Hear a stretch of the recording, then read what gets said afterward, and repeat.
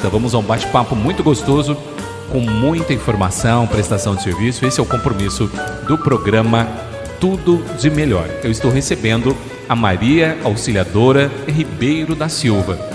Para muita gente, a Maria Auxiliadora. E para a maioria das pessoas, só Auxiliadora.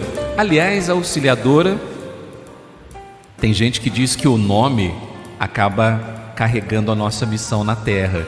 E quem te batizou de Maria Auxiliadora, talvez não sabia que Maria sofreu tanto por ver o seu filho, por assumir aquela missão de ser mãe do Salvador e ver o seu filho pregado ali na cruz.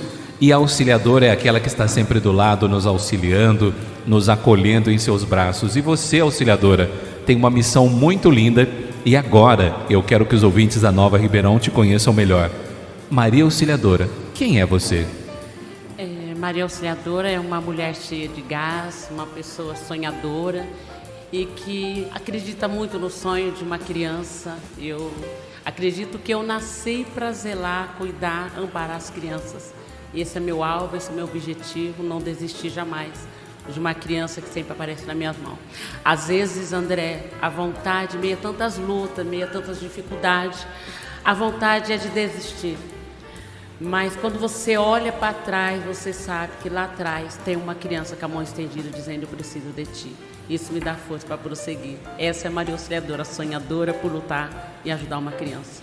Hoje você está à frente do Instituto Nova Canaã e tem uma missão básica do cuidado com a criança, com toda a família, mas principalmente com a criança, e um cuidado integral. Como surgiu isso na sua vida? Quando você começou esse trabalho e por qual razão? Olha, esse trabalho começou há 20 anos atrás, né? Uma certa vez que eu passei por uma decepção muito grande na vida, tentando até tirar minha própria vida. Eu já tinha terminado a pedagogia e por conta desse reflexo de um sofrimento lá atrás da minha infância, fui abusada por 5 vezes. E esse estava sempre em minha memória, entre altos e baixos. A vontade era de parar, acreditava que eu nunca ia conseguir. E uma certa vez eu estava me preparando para prestar o concurso público, lá no Egídio Predesco, onde estava iniciando o Egídio. E nessa fase eu fui violentada e tive que passar por uma cirurgia de alto risco. E eu falei: eu vou desistir, nada para mim vai dar certo, aqui acaba tudo. Mas uma certa vez eu estava parada na porta de uma igreja pequenininha, a qual eu sou evangélica, e ali eu fiquei esperando abrir a porta e chegou perto de mim uma criança de 9 anos, baseada na idade qual eu tive quando sofri a primeira violência. E eu estava com a Bíblia na mão, e essa criança disse: ei, mulher, que livro é esse que você segura? E eu peguei e disse que era a Bíblia, a palavra de Deus. E ela disse: moça, essa palavra pode mudar a minha vida. E aquilo, André, me deu um pacto na minha vida, porque eu não queria mais trabalhar com criança, eu não queria mais nada na vida. E aquilo me despertou interesse. Eu falei assim: pode, e o que está acontecendo? Ela falou assim: moça, meu pai largou da minha mãe ficou paralítica e eu sou filha única. E com medo de eu perder a minha mãe, eu venho do meu corpo. Veja bem, uma criança de 9 anos, na época ela dizia que estava vendendo o corpo dela por 50 centavos. E aquilo me chamou a atenção. E a menina tinha o cabelo cortado, você vê que o cabelo dela foi cortado por tortura, por gilete, sei lá que instrumento, e com queimadura de cigarro. Aquilo me doeu meu coração, que eu me vi lá atrás, com essa idade, qual eu fui violentada. E eu fiquei estarrecida na hora. Mas eu tomei aquela atitude de dizer: eu posso te ajudar. Até minuto antes eu falei: eu vou lá para ouvir uma palavra, trazer um refrigério, porque essa palavra vai me trazer um refrigério e que eu vou poder morrer em paz. Mas aquela menina foi instrumento de Deus para eu não desistir. E eu disse: eu posso te ajudar. E ali eu comecei a ajudar a menina, comecei a conversar com a menina, dizer para ela que ela não precisava daquilo. E eu trabalhava, eu começava a levar a cesta básica para ela, fui conhecer a casa dela. Ela morava em um cômodo, mas aquilo, André, me trouxe assim uma certeza viva de que eu estava ali levantada para ajudar, porque era um cômodo pequeno, mas se tinha uma alegria, uma comunhão entre mãe e filha. Aquela mãe mesmo a paralítica, ela trazia um sorriso para a filha. Ela, sabe, ela acreditava na filha, só que ao mesmo tempo ela não sabia que a filha fazia para trazer recursos para ela. E aquela criança, sabe, sofrendo aquela dor para não desistir da mãe, com medo de perder a mãe. Isso me trouxe essa certeza de que eu fui levantada como instrumento para poder acolher alguém. E daí eu cheguei em casa, falei, Deus me perdoa, me deu um direcionamento em que eu possa ser instrumento para ajudar, independente de religião, porque Deus não é religioso. Deus, Ele é amor, Deus, Ele é justiça. Eu falei, então eu quero me colocar à sua disposição, não importando aonde o Senhor me enviar. E aí nasceu, eu sonhei que eu estava num campo e muitas crianças correndo na minha direção. E eu acordei com esse nome, Nova Canaã. Eu disse, Deus, é isso que eu quero. Eu quero ajudar, uma nova direção, Nova Canaã para mim é uma nova esperança, a certeza do amanhã, sabe, o acreditar. E nasceu daí, né? E eu estava nesse ano todo e até hoje, entre altos e baixos, estou aqui 20 anos com essa garra, com essa determinação e trabalhando com crianças da comunidade, que é o meu maior sonho. E quando começou, André, tinha crianças que a sociedade, até mesmo a própria família, exclui a criança por questão de preconceito social. Você não pode chegar a lugar nenhum, a nossa vida é aqui estacionar a criança. E na verdade nós não podemos paralisar uma criança. Nós temos que acreditar e levar a criança a acreditar no teu sonho, nos teus objetivos. E hoje tem crianças que hoje são pais, que hoje de uma criança de uma comunidade, hoje são biólogos, são veterinários, são pessoas que estão fazendo enfermagem. Então isso que dá ânimo de você acreditar, olhar para trás e dizer da onde você foi usada por Deus para tirar uma criança, fazer a criança acreditar nos teus sonhos. É isso que é gostoso, em meio às lutas, você poder dizer valeu a pena. E hoje estou aqui, né, nessa 4ª geração, não desistindo. Meu foco é não desistir. Auxiliadora, na sua fala você juntou temas aqui que dariam vários programas, até um super podcast. Você falou do suicídio, que muitas vezes passa pela cabeça da gente. Falou de miséria, exclusão social, violência sexual e abuso, poder da fé e o poder de acreditar em si. Então eu vou passar um pouquinho por cada uma dessas coisas. Ribeirão Preto é uma das cidades mais ricas do Brasil, mas muitas pessoas não sabem ou fingem não saber que em toda a cidade, em todas as classes sociais, mas principalmente nas bordas da cidade, nas periferias, onde existe uma população muito humilde, o abuso sexual contra crianças e adolescentes é uma realidade muito intensa e muitas vezes banalizada, passada a pano, escondida. Você que vivenciou isso e que conversa com crianças que vivem isso, qual que é o impacto de um abuso na vida de uma pessoa? Olha, o impacto maior é a obrigação você silenciar, a ameaça. Você não ter voz para dizer aqui dói. Você não ter voz para dizer alguém me tocou, alguém me feriu. Né? Você crescer com essa angústia, com esse medo, com esse trauma por causa da ameaça. Né? No meu caso não foi só ameaça contra a minha vida, porque eu sempre lutei para tirar a minha vida. Porque eu nunca vi esperança. Mas o que me dava medo de não falar as denúncias, porque ameaçava o meu pai. Meu pai era meu porto seguro. Meu pai era aquele homem assim que sempre estava ali dizendo, eu estou aqui. Então, eu vejo isso de muitas crianças, que às vezes silenciam por medo. Até medo de perder a tua própria vida. Medo de sofrer novamente. Né? Então, assim, é muito doloroso isso. Sabe, às vezes eu vejo assim como educadora, a criança vai para a escola e muitas das vezes o professor, tantas crianças, ele não tem esse olhar, né? Dizer por que a criança está com aquele comportamento, por que a criança é rebelde, por que a criança não respeita. Só ela sabe o que traz na bagagem dela. Só ela sabe o que passa ali dentro da vida dela. Né? Então é um desafio muito grande de conquista, É um desafio muito grande de você continuar vivendo. Com a sua formação pedagógica e também com a sua vivência como profissional na área social, que recomendações, que conselhos você poderia dar agora, nesse minuto, para uma criança que está nos ouvindo e que está sendo vítima, e principalmente para uma mãe e para um pai que na correria do dia a dia, com o trabalho, com a preocupação de buscar dinheiro para sustentar, muitas vezes não tem aquele olhar atento de perceber que os seus filhos estão diferentes. Para esses dois públicos, o que você poderia falar? Olha, primeiramente para o público dos pais, vamos dizer, para os responsáveis, né? Sempre estar atento aos seus filhos.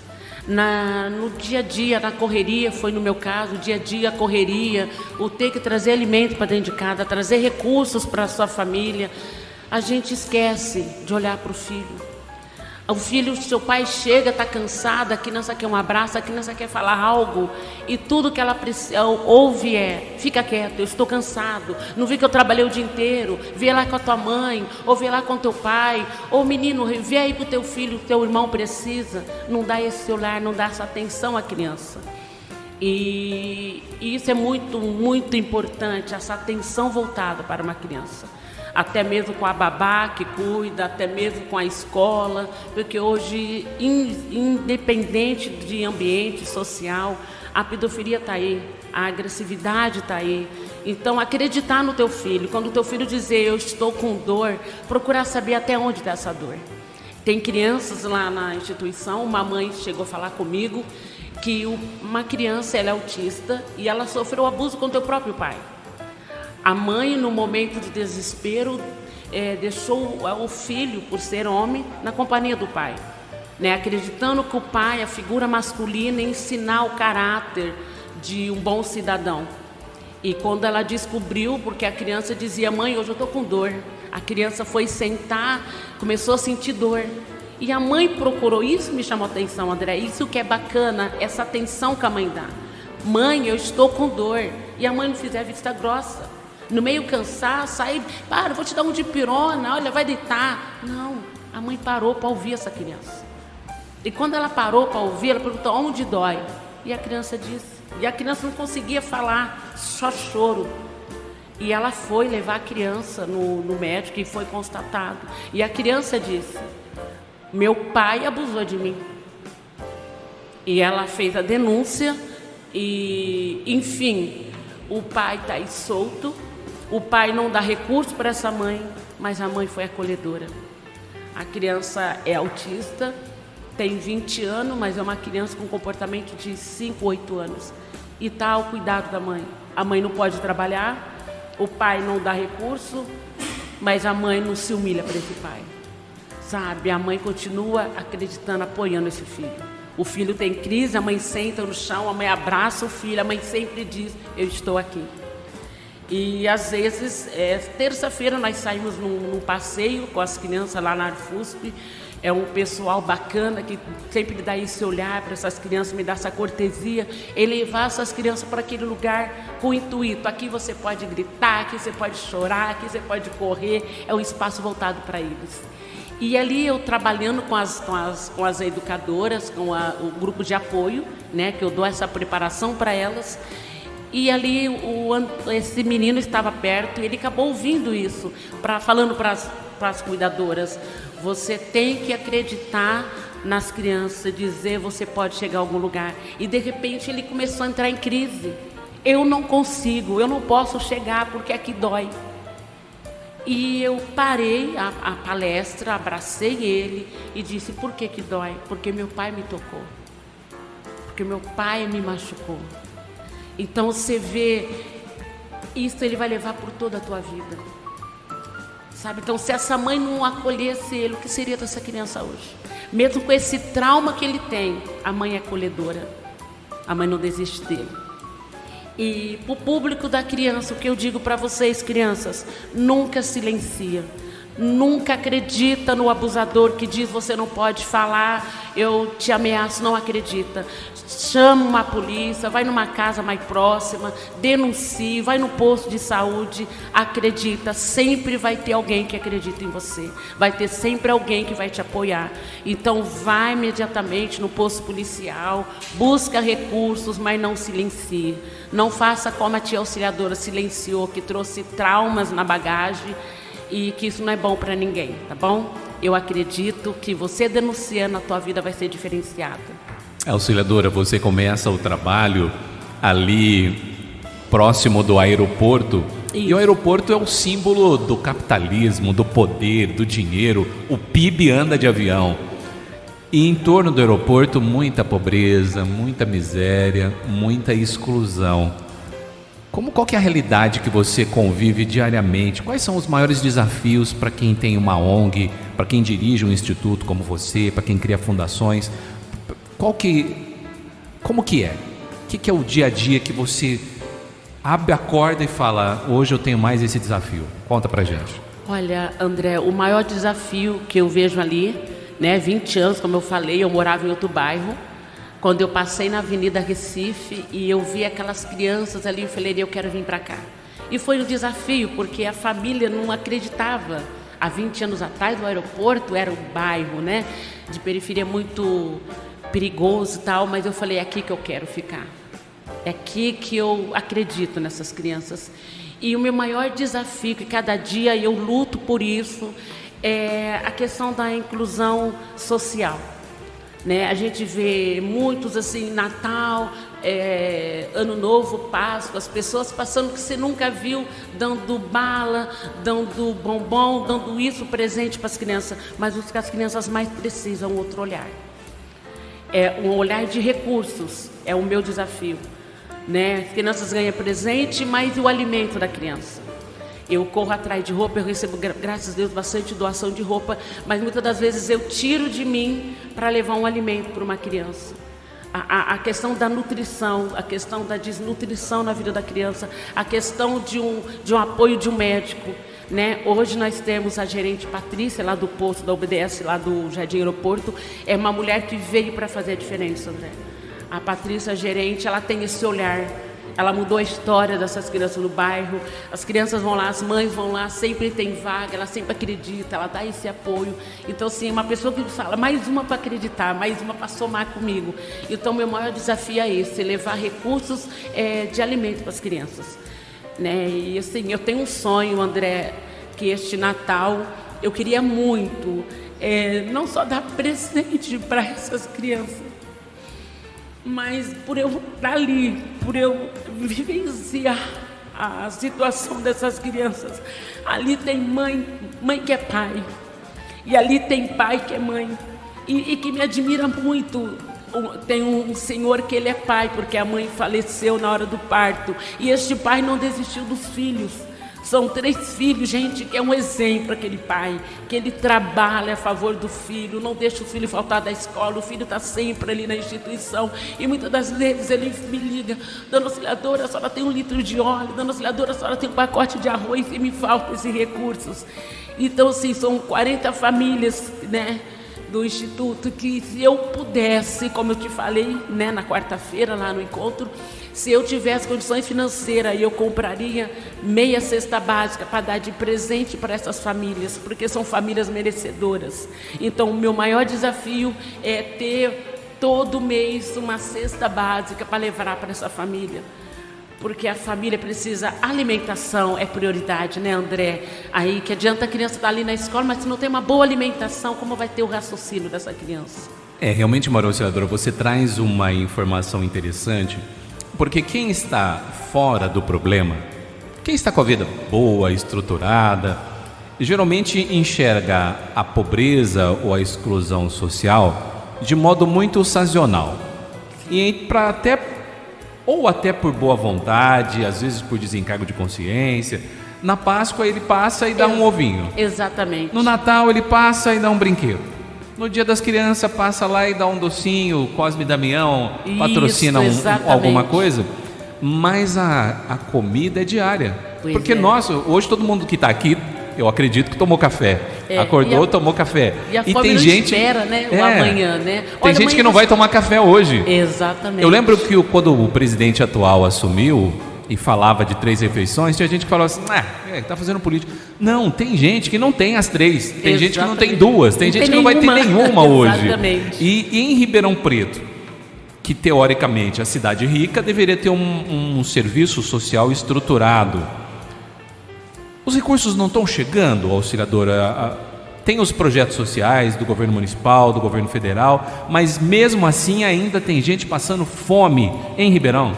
Tem, e muito, né? Na pandemia eu tive muita ajuda, né? Então o trabalho era constante, porque eu podia dar o café da manhã para as crianças, eu poderia dar o almoço, fazia a janta e levava a marmita para casa. Hoje já me falta isso.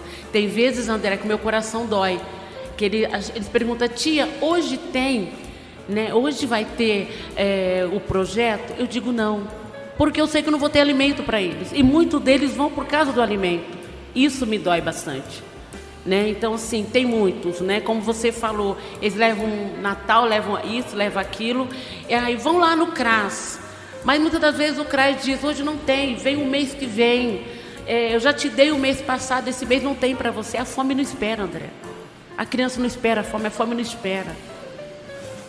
E auxiliadora, quem quiser conhecer o seu trabalho, quem quiser conhecer o Instituto Nova Canaã, como que te encontra, qual que é o endereço? Vamos falar um pouquinho de colocar coisa na prática mesmo, de contatos. Fale mais do nosso instituto. Já falei nosso, hein? Já estamos olha o pertencimento já, hein? Fale um pouquinho do Instituto Nova Canaã. Bom, olha, eu me encontro ali na Avenida Marinsec, né, no Jardim Aeroporto, próximo à loja do Baratinho. E o telefone de contato é o 16 981 39 8965. Respira e repita, porque tem gente que não conseguiu pegar a caneta. E eu tenho que falar assim, dá um tempinho, pega a caneta você, tem gente que gosta de anotar direto no celular. Vamos anotar aí, pega o seu celular e começa a digitar Instituto Nova Canaã e o telefone? 16 981 39 8965. Falar com a Karina Laisla, que é a secretária. Ou, se preferir, falar diretamente comigo, é no 16 92 00 19581. Repetindo. 16 92 00 19581. Muito bem, e agora eu gostaria também que você falasse quais são as maiores necessidades, o que a pessoa pode ajudar. Tem gente que tem comida, tem gente que tem roupa, tem gente que tem... Mas o que vocês precisam mais, principalmente nesse final de ano agora? Alimentação. E toda ajuda é bem-vinda, né? Como eu trabalho com as crianças e também trabalho com a família, né? Então toda ajuda é bem-vinda. Mas a alimentação é a prioridade de tudo. A alimentação é a base de tudo. Que adianta você ter uma roupa bonita, você ter um calçado bonito, você poder falar bem, mas você não ter uma boa alimentação. A criança vem ganhando um presente, um brinquedo que alegre, era que daqui meia hora quebra. Quebrou, legal, ela quebrou com as mãos, era quebrando, ela vai construir, destruir, mas é a arte da criança. Mas e o alimento? E a alimentação? O que pôr na mesa dessa criança? Né? O alimento traz o raciocínio, traz o fortalecimento. André, eu foco muito nessa questão de alimentação. Eu não sou filha de um pai assim, de vida vulnerável, né? Meu pai foi funcionário público estadual, um homem íntegro, um homem de caráter, profissional público. Nunca nos faltou alimentação, mas por questão dessa maldade, eu fui obrigada a comer lavagem hospitalar, André. Uma família que come na mesa com faca e garfo, naquela época se colocava guardanapo no peito para se alimentar. Essa era a minha família. Mas quando o papai não estava presente, o meu prato não era um prato chique com garfo. Era aquela latinha de goiabada, exatamente. Prato era uma marmita, aquela de marmelada. O meu copo era um copo de de massa de tomate elefante, e meu garfo era a tampa da goiabada. Uma família estruturada, mas por conta da maldade, eu fui obrigada a ajoelhar. O papai tinha criação de porcos na chácara e ele juntava, naquela época, ele pegava as lavagens hospitalares. E naquela lavagem, André, tinha toco de cigarro, tinha palito de dente, tinha cabelo, tinha aquelas larvas que a gente fala bigato comprido. E na borda ali embaixo tinha aqueles bigatos peludos de chiqueiro. E eu tive que comer. Não porque eu estava com medo, que a pessoa colocou um chicote. Era aquela tarja de pneu de carro pregado no cabo de vassoura. Ou você come, ou você vai apanhar. Tudo porque eu disse que o meu sonho era ser assistente social. Se você quer ser assistente social, então prova da dificuldade. Então, eu tive que comer. Eu fazia conchinha com a mão, para segurar somente a carne. A carne estava rosada. Nem cor tinha mais. Eu não comi por medo de apanhar, porque eu tenho mais de 10 cicatrizes no meu corpo, por maus tratos. Eu comi por causa da fome. Então, quando eu luto pela fome, pelo direito de uma criança, porque eu sei o que é fome. Não é aquela fome que você fala assim, nossa, eu trabalhei o dia inteiro, que fome, não. A fome de doer a boca do estômago. A fome da lágrima descer, e você se alimentar da lágrima, você sentir o sabor da lágrima, era o único alimento. Então eu sei que é uma fome, eu sei que quando uma criança fala, tia, eu tô com fome. Eu já vi criança ali no bairro pegando manga verde, que às vezes as pessoas falam assim, essa mãe não tem juízo, olha, esse menino está jogando pedra na mangueira, a manga nem nasceu, mas só Deus sabe a fome que está aquela criança. Então sim, eu tive que comer aquela lavagem. E juntar um pouco, colocar num saquinho de arroz, eu lembro que era aquele pacote de arroz cometa, amarrar a boca, fazer um buraco e tapar, porque à noite seria aquela minha refeição, porque o papai estava viajando. Então assim, uma família não era vulnerável, mas que eu precisei passar por isso, para eu não dormir sem fome, dormir com fome. Quantas vezes o prédio, para quem conhece a faculdade de medicina, o prédio de estudante na época, embaixo tinha um espaço, muitas das vezes ali serviu de refúgio para mim. Então eu foco muito nisso. Muitas das vezes eu ia lá e os estudantes comiam lanche, eu esperava as luzes se apagarem daquele prédio dos estudantes para fuçar nas latas de lixo. Uma filha que um pai dava de tudo, mas que muitas das vezes foi obrigado a comer. Então eu foco sim em questão de alimentação. A alimentação é a base de tudo. No programa Tudo de Melhor, aqui na Rádio Nova Ribeirão, você está conhecendo um pouco da vida, da história de Maria Auxiliadora Ribeiro da Silva, auxiliadora que chegou no ponto menor que o ser humano pode chegar, de ter seu corpo violentado, de comer lavagem, de se alimentar da lágrima, e que de repente, diante de tanta dor, de tanto sofrimento, ainda encontrou força, energia para lutar para que outras crianças não passem por isso, não vivenciem isso, e também para acolher aquelas que eventualmente passaram e ajudá-las a superar. Que mensagem, terminando a nossa conversa aqui, auxiliadora, que mensagem você deixa agora para quem está nos ouvindo? O microfone da Nova Ribeirão é todo seu. Obrigada, André. Olha, que vocês nunca desistem de uma criança. Quando chega uma criança perto de ti e pedir recursos, não dê dinheiro, mas dê alimento. Não desistir de uma criança, não desistir de investir numa criança, não desistir de acreditar que as ONGs são levantadas para acolher.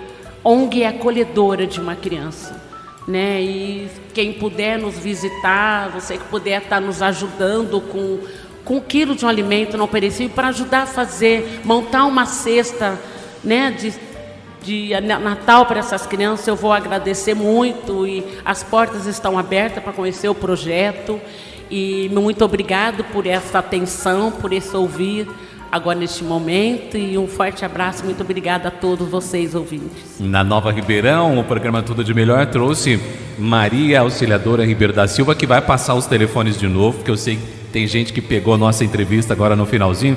Pode passar novamente os seus contatos. Eu tenho certeza que quem nos acompanhar vai ficar impactado e vai ajudar nesse projeto tão bonito. Bora lá então, André. É o 16 981 39 89 65. Falar com a Karina, secretária. Esse é o contato do Instituto Nova Canaã. E você que nesse Natal, nesse fim de ano, estava querendo fazer um propósito de vida, eu quero ajudar, não sei como, aí tá uma opção para você.